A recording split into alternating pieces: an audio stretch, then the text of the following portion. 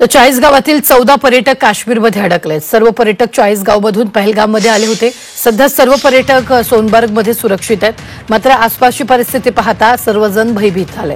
या पर्यटकांच्या सुटकेसाठी प्रयत्न सुरू आहेत। आम्हाला तातडीने इथून जळगावात परतण्यासाठी मदत करावी अशी मागणी पर्यटक करतायत।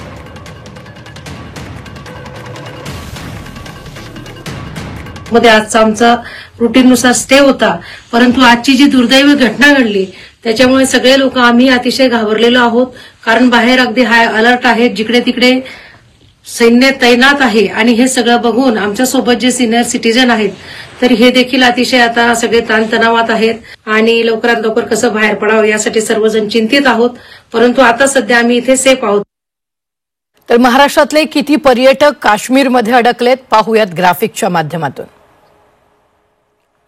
पुण्यातले 246 तर कोल्हापुरातले 66 पर्यटक काश्मीरमध्ये अडकलेत। जळगावातले 14 आहेत, रायगडातले 39 आहेत। छत्रपती संभाजीनगरमधील 150 आहेत। ठाण्याचा आकडा अद्याप समोर आलेला नाहीये। नागपुरातले 200, गोंदियातले 2,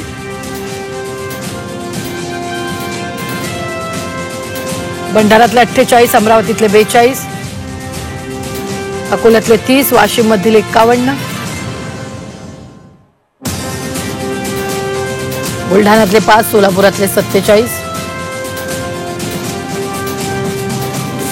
सांगलीतले 10, साताऱ्यातले 7,